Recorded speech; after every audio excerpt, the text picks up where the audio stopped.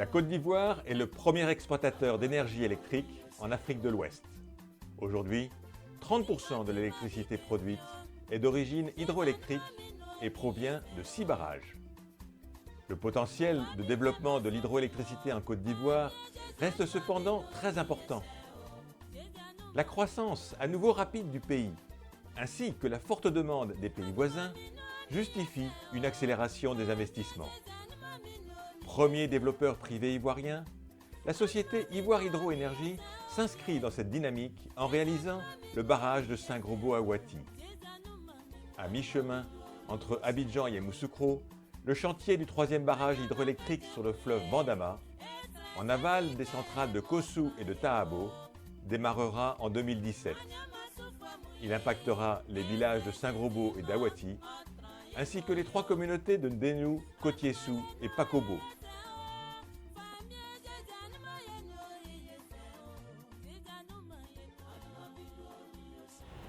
Ce projet a commencé, disons, en 2011, où, après discussion avec des amis, on s'est dit, mais en fait, pourquoi ne pas faire un barrage hydroélectrique?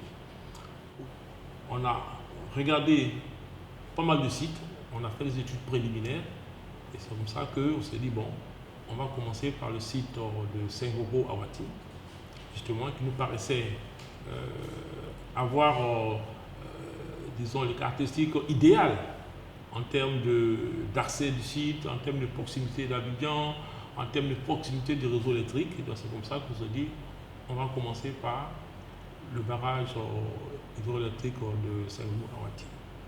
Le tout premier projet de barrage hydroélectrique développé par des privés. C'est vrai, un barrage hydroélectrique est fait pour produire de l'électricité. Ça, c'est la première fonction de cet ouvrage. Mais en plus, et surtout dans nos pays, c'est également un projet de développement de toute une région. Donc c'est vraiment ce projet de développement qui, en plus de produire l'électricité, est un véritable challenge, c'est un véritable défi pour tout le monde, pour la population, d'où l'adhésion, comme vous l'avez pu le constater sur le terrain des populations, qui justement attendent de ce projet quelque chose qui leur permettra de décoller au niveau du développement de leur région.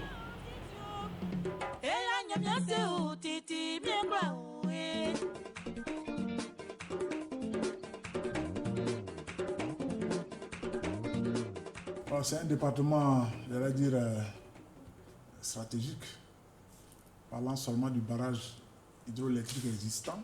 Alors quand on va ajouter demain, j'allais dire d'ici 3 ans, le barrage hydroélectrique dont IHE porte le projet, nous serons encore peut-être la ville numéro 1 en termes de production d'électricité. Un département également important dans le domaine agricole. L'agriculture est florissante ici, parce que c'est une région dont la terre est très riche. C'est l'un des départements peut-être très avantageux du point de vue agricole. Parce que situé entre 2 fleuves, le Panama, et puis un peu plus à l'est, vous avez le Zin, le fleuve Zin. Ça veut dire que c'est une zone profondément riche, parce que vous avez les 2 types de végétation, la forêt et puis la savane. Nous avons diverses exploitations ici, la culture pérenne, mais aussi la culture vivrière. En termes de culture pérenne, nous avons le cacao, qui est beaucoup exploité ici, qui produit.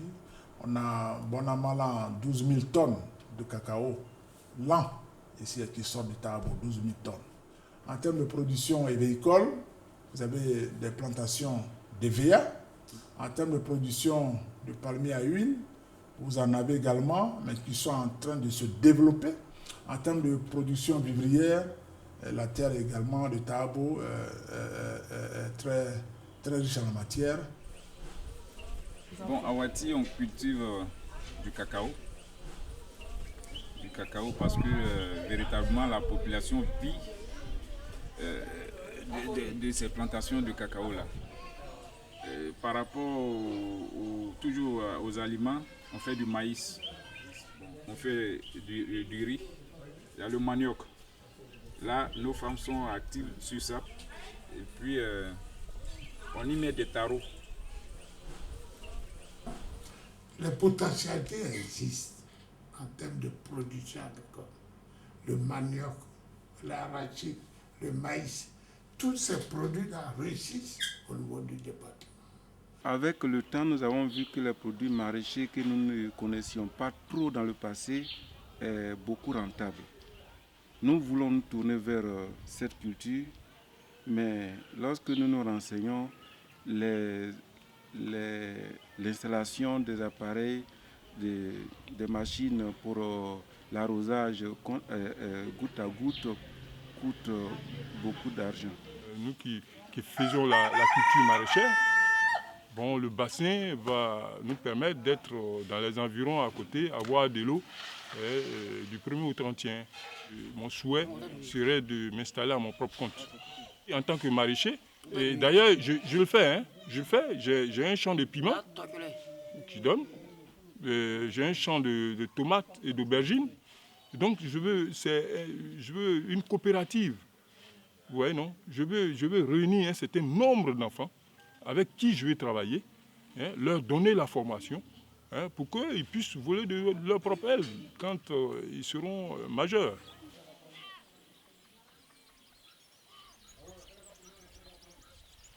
Et puis il y a les Maliens qui sont venus nous ajouter pour pêcher les bourseaux. Voilà. Mais il y a les jeunes du village même qui pêchent. Du poisson, la BO, il y a plusieurs poissons. Il y a du cap, macharon, la BO. Bon, après avoir pêché dans la nuit, le matin, on fait la traverse que vous voyez là.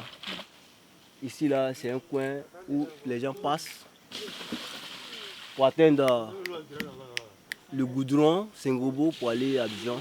Il y a des clientes à Saint-Gobault qui achètent les crevettes et tout et envoient à Abidjan. C'est vrai que ce sont des jeunes gens qui se débrouillent au niveau de la pêche. Il faut dire que c'est la pêche artisanale. Maintenant, l'avènement du barrage ouvre beaucoup de raisons pour le village. Donc pour ce faire, d'abord on a besoin de moderniser la pêche. Donc pour pouvoir la moderniser, il faut la formation. Ça c'est ce qu'il nous faut, la formation surtout.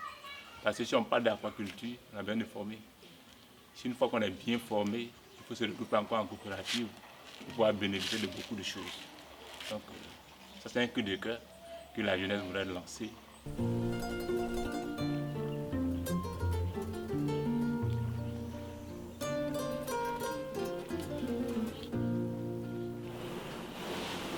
Au départ, la route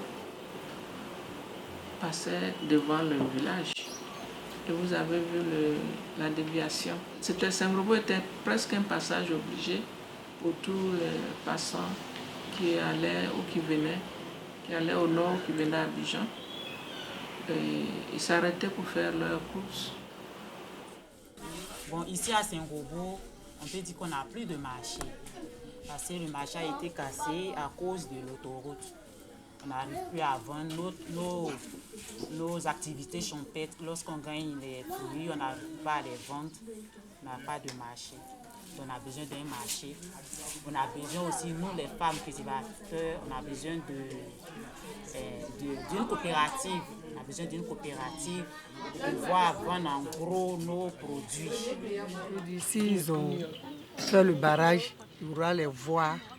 Donc peut-être ça peut nous aider aussi. Ça va bien marcher. S'il y aura des voies qui sont bien, les voitures peuvent rentrer. Parce que c'est sur les passants que nous on compte. C'est eux qui font notre marché. Notre activité, c'est au champ. On fait les ouvriers. On travaille au champ.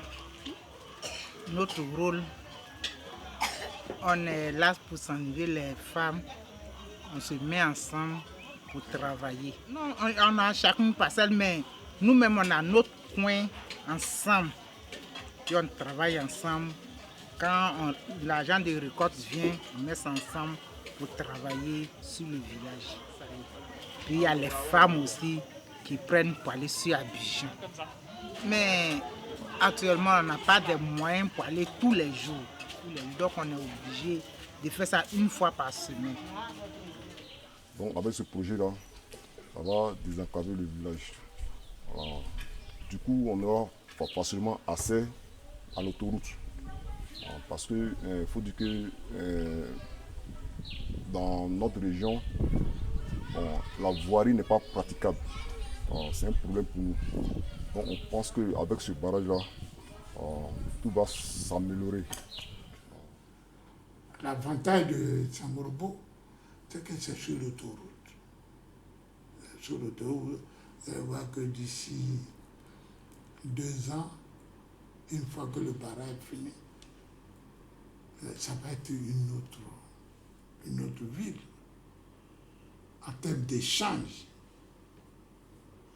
en termes de trafic, parce que nous avons l'axe qui va de Sangorobo au barrage, ça fait 3 km, qui va sortir à Wati. Ils vont faire le prolongement jusqu'à Sokrobo. Et si on a la chance, qu'on prend jusqu'à Tabo. Donc, pour les planteurs, l'écoulement des produits, ça va être plus facile. Le marché va être doublé, multiplié par autant de fois qu'on a les demandes. Moi, nous avons foi. Du point de vue de l'agriculture, nous sommes convaincus que l'agriculture va prendre un coup de fouet.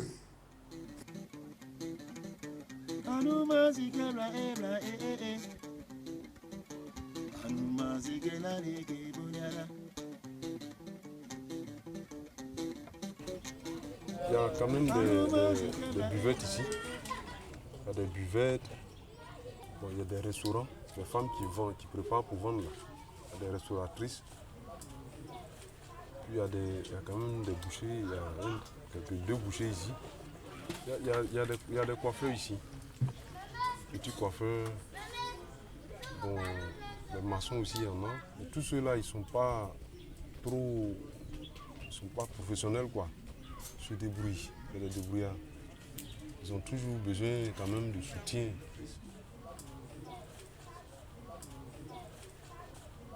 Moi, je souhaiterais que le barrage puisse nous aider. Parce que aujourd'hui, nous les jeunes, on souffre. On n'a pas du boulot. Il y a beaucoup qui ont leur permis. On a passé les permis. Il y a beaucoup de monde qui ont leur diplôme. On ne trouve pas du travail. Et aujourd'hui, s'il y a une bonne chose comme ça qui vient dans nos villages, si on n'a pas en profité, et demain on sort perdant. Il faut qu'on nous aide pour faire avancer la jeunesse. Bon, le plan des jeunes, c'est de regrouper les jeunes, essayer de mettre les jeunes en association, comprendre aussi les jeunes, leurs problèmes, et puis évoquer ça aussi à la chefferie. On a beaucoup de problèmes. Je prends l'exemple, ici pour regrouper les jeunes, il faut avoir au moins un foyer où les jeunes peuvent se retrouver et puis se comprendre, échanger. C'est un problème d'avoir. Ici, on n'a pas ce local. Les jeunes partent chacun à son côté. Il faut mettre tous ensemble pour qu'ensemble on ait une vision.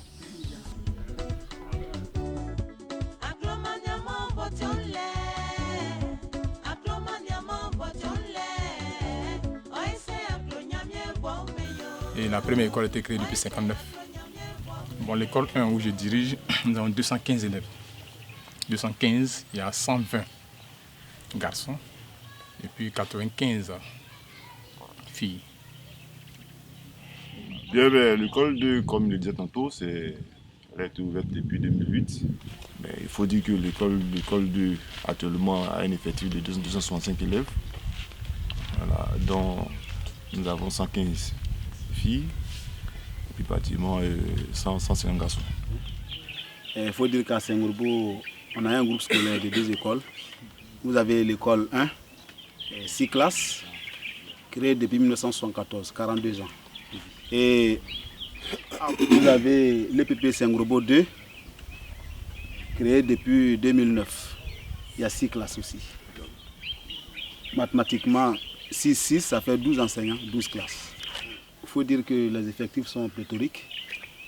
On a en moyenne plus de 55 élèves par classe. Plus de 55 élèves par classe. Il y aurait un problème de salles de classe.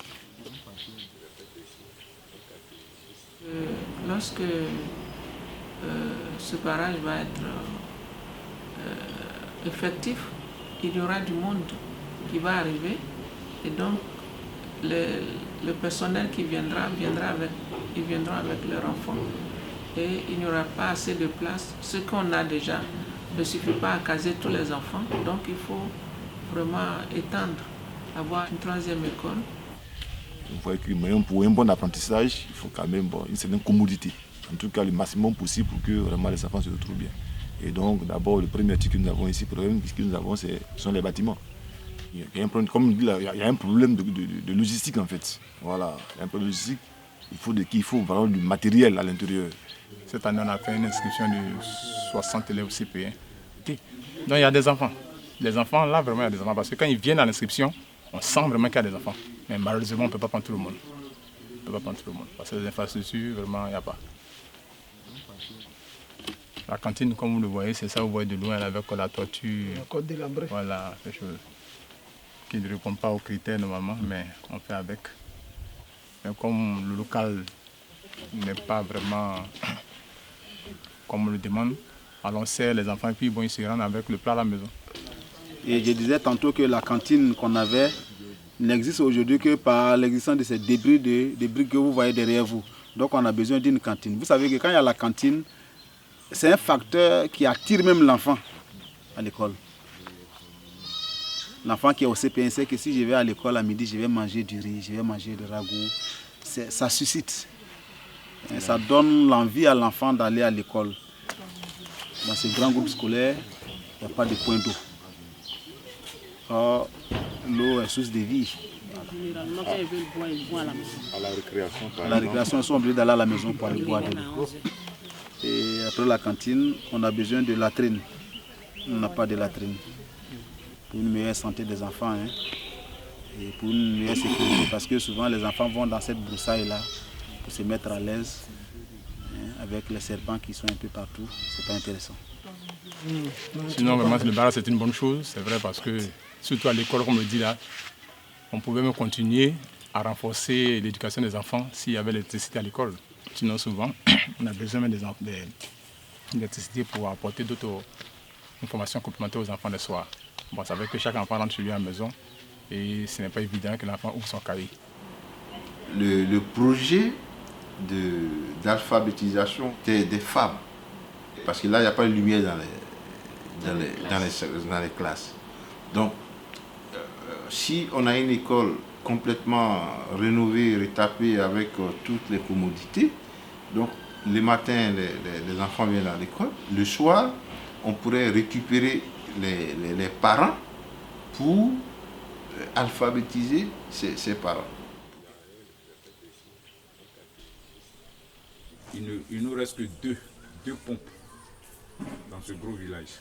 Et ces 2 pompes, on a scindé de sorte que la pompe que je vous ai montrée là, c'est pour tout le village qui va là. Maintenant, de l'autre côté, bon, comme les enseignants sont là, on leur a mis dessus. Mais quelques-uns de l'autre côté du quartier vont en prendre aussi. Et on espère que le barrage, vraiment avec l'arrivée du barrage, on aura vraiment... on serait vraiment aidé par l'eau courante ici et puis bon là, ça serait du bien quoi. Avant il y avait 3 pompes villageoises. Mais avec l'arrivée du nouveau forage, ils ont arrêté ça pour un temps. Puisqu'il faut utiliser l'eau du château. Mais l'eau qui vient du nouveau forage n'est pas propre. Quand il le verse dans la cuvette, elle laisse un dépôt. C'est ce qui pose problème ici. Nous n'avons pas l'eau ici, nous n'avons Oui, l'eau. L'électricité, oui. Mais l'eau, non. Donc c'est difficile. Nous prenons l'eau de puits pour travailler. Bon, c'est pas facile. C'est pas hygiénique. Sur le plan santé, en tout cas, c'est pas. Mais on fait avec. Il faudrait que le système de lavage des mains soit vraiment dans le comportement de tous. Voilà. Donc c'est par la saluté qu'on attaque la maladie. À l'hôpital, quand vous rendez à l'hôpital, bon, c'est pareil. La sage-femme, on n'a pas de sage-femme. Ça fait que pour les accouchements, c'est difficile. C'est l'infirmier que vous avez trouvé là. Pour que notre soeur aille faire les accouchements, comme c'est un garçon, c'est un peu dur. On fait déplacer notre maman, il faut aller dans notre village, soit à Zemlan. Les besoins de la région de Saint-Grobeau-Ahouaty sont importants. Les habitants réalisent que le projet de barrage de Ivoire Hydroénergie ne permettra pas de tous les satisfaire. Mais une rencontre a eu lieu entre un développeur moderne voulant qu'un projet de centrale hydroélectrique soit aussi un projet de développement local et une population désireuse de rentrer dans une dynamique. Ensemble, ils veulent faire que cette dynamique s'installe et que les habitants de Saint-Grobeau-Ahouaty vivent un véritable développement économique et social. Le projet du barrage de Saint-Grobeau qui arrive est un autre projet de grande envergure qui nous donne beaucoup plus d'espoir. Pour nous, nous attendons que se réalise le plein développement de Saint-Grobeau à travers ce projet, en prenant en compte les réalités des personnes qui y vivent, c'est-à-dire les femmes et les jeunes. Au niveau des jeunes gens qui sont dans ce village, nous savons que ce projet est un projet à haute intensité de main-d'œuvre. Pour nous, nous avons des jeunes qui, pour la plupart, qui ont été scolarisés, donc ils savent lire et écrire. Alors, nous souhaitons et nous voulons que nos jeunes soient les premiers à être utilisés comme main-d'œuvre sur le chantier. À côté de cela, il faut qu'on développe d'autres projets de formation de nos jeunes à pouvoir se prendre en charge après la construction du barrage pour développer un certain nombre de métiers qui leur permettront de continuer à vivre après la construction du barrage. Pour les femmes, c'est pareil. Les gens qui arrivent pour ce grand projet, ils ont besoin d'être restaurés. Donc nous sommes en train d'organiser que nos femmes se préparent déjà à ouvrir des restaurants, à pouvoir nourrir cette population, ce surplus de population qui va arriver, afin qu'elles aussi, elles puissent déjà tirer des ressources additionnelles par rapport à la construction du barrage. Et ensuite, comme pour les jeunes, faire aussi des formations spécifiques dans soit la commercialisation ou soit le travail qui n'use pas trop la femme afin qu'elle puisse vraiment se prendre en charge. Donc oui, ce barrage vient rapprocher la population de ce département. Oui, ce barrage vient avec des projets à caractère économique au profit des populations locales. Oui, ce barrage vient également avec des emplois pour nos populations, notamment jeunes. Et cela permet à l'autorité préfectorale de mieux encadrer. Et mon souhait, au nom du gouvernement ici, que je représente ici, mon souhait de faire en sorte que les sociétés qui arrivent, notamment l'IHE, fassent en sorte que les parents soient vraiment satisfaits. Pour que la cohabitation reste saine, la cohabitation soit vraiment des plus heureuses. Ça, c'est important. Il ne faudrait pas qu'ils nous écartent beaucoup, parce que nous allons vraiment perdre nos terres. Vous voyez, c'est le patrimoine de terre qui fait aujourd'hui notre force. Si nous allons perdre cela, il faudrait qu'ils nous associent, il faudrait qu'ils cherchent à connaître réellement nos besoins afin de nous venir en aide, pour ne pas que nous restions à la marge. Ça, vraiment, on en a beaucoup besoin. tout simplement, je voudrais rassurer les populations des villages de Saint-Grobo et d'Awati, ainsi que de toutes les populations touchées par ce projet, que c'est vrai, c'est un projet pour produire de l'électricité, mais nous avons tenu, et nous le disons à nos partenaires, à ce que les villageois, les populations puissent en tirer un profit de ce projet. Et que grâce à ce projet, on puisse développer ces régions, désenclaver cette région et surtout permettre aux populations de se prendre en charge.